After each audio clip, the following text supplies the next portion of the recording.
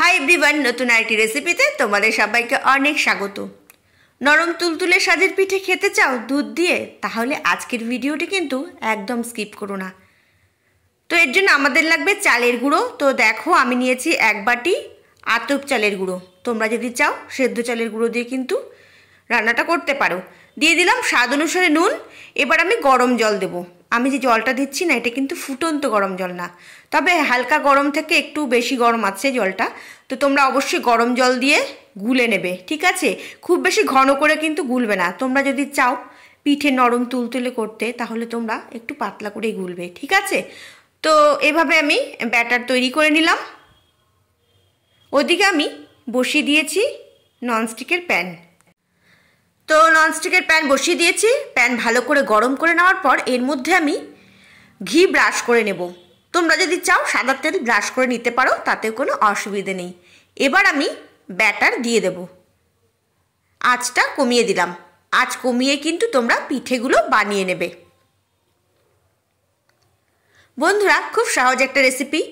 এখন এই সময় কিন্তু পিঠে পুলি খেতে সবারই ভালো লাগে। তো দেরি না করে এই রেসিপিটি অবশ্যই একবার ট্রাই করো। আমি আগেও তোমাদের অনেকবার পিঠে বানিয়ে দেখিয়েছি। তো ঢাকা দিয়ে দিলাম। কিছুক্ষণ পর ঢাকা সরিয়ে নিয়েছি। এবার আমি উল্টে দেব।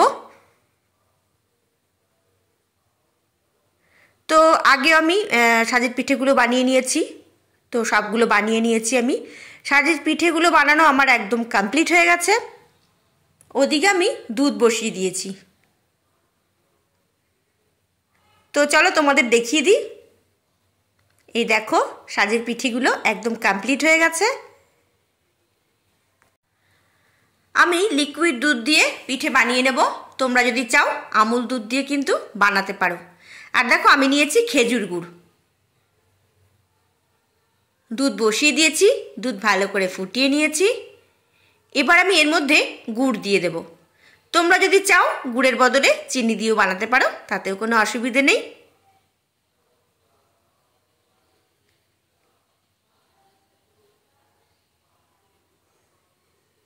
আর বন্ধুরা, তোমরা একটা জিনিস লক্ষ্য করবে, যদি গুড় নরম হয় তাহলে বুঝবে ওটা ভালো গুড়। গুড় যদি খুব বেশি শক্ত হয় তাহলে বুঝে নেবে গুড়টা ভালো না, ঠিক আছে? একটা তেজপাতা, 4টে এলাচ ফাটিয়ে দিয়ে দিলাম। তো দুধ ভালো করে ঘন করে জাল দিয়ে নিয়েছি। এবার আমি এর মধ্যে গুড় দিয়ে দেব। মিষ্টি তোমরা বুঝে দেবে, তোমরা যেরকম মিষ্টি পছন্দ করো সেই বুঝে দেবে। আর গুড়টা না খুব ভালো। তো যখন গুড় গলে যাবে তখন আমি এর মধ্যে সাজের পিঠেগুলো দিয়ে দেব। সাজের পিঠেগুলো দেওয়ার পর কিন্তু খুব বেশি ফোটানোর দরকার নেই, ঠিক আছে? সাজের পিঠেগুলো দিয়ে দেব। দিয়ে কিছুক্ষণ ফুটিয়ে গ্যাস অফ করে ঢাকা দিয়ে রাখবো, যাতে মিষ্টি ভেতরে ঢোকে। দারুণ একটি রেসিপি। আমি তো বলবো দেরি না করে আজকেই ট্রাই করো। তো গুড় গলে গেছে। গুড়টা যেহেতু খুব ভালো ছিল, নরম ছিল, তাড়াতাড়ি গলে গেছে। গ্যাসের ফ্লেমটা হাই রেখেছি। এবার আমি পিঠেগুলো দিয়ে দেব। যখন দুধ এরকম ঘন করে জাল দেওয়া হয়ে যাবে তখন পিঠেগুলো দিয়ে দিতে হবে। গ্যাসের ফ্লেমটা কিন্তু বাড়িয়ে রেখেছি।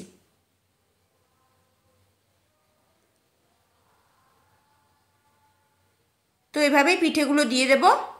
দিয়ে কিছুক্ষণ ফুটিয়ে গ্যাস অফ করে দিলেই আমার রান্না একদম কমপ্লিট।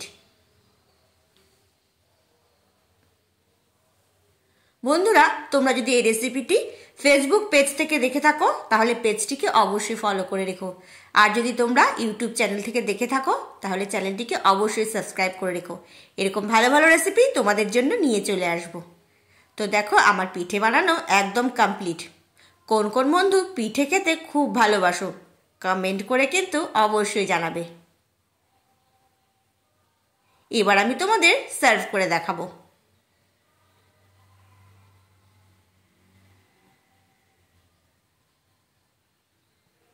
তো দেখেছো কত সহজেই ঝটপট পিঠে বানিয়ে নিলাম। তো আমার রান্না একদম কমপ্লিট হয়ে গেছে। তো যেভাবে দেখিয়েছি তোমরাও বাড়িতে ট্রাই করো আর আমাকে জানাও কেমন লাগলো। বন্ধুরা, রেসিপিটি ভালো লাগলে লাইক শেয়ার সাবস্ক্রাইব করতে একদম ভুলবে না। সবাই খুব ভালো থেকো, সুস্থ থেকো। খুব তাড়াতাড়ি তোমাদের সাথে আবার দেখা হচ্ছে নতুন কোনো এক ভিডিওতে। ততক্ষণের জন্য বাই।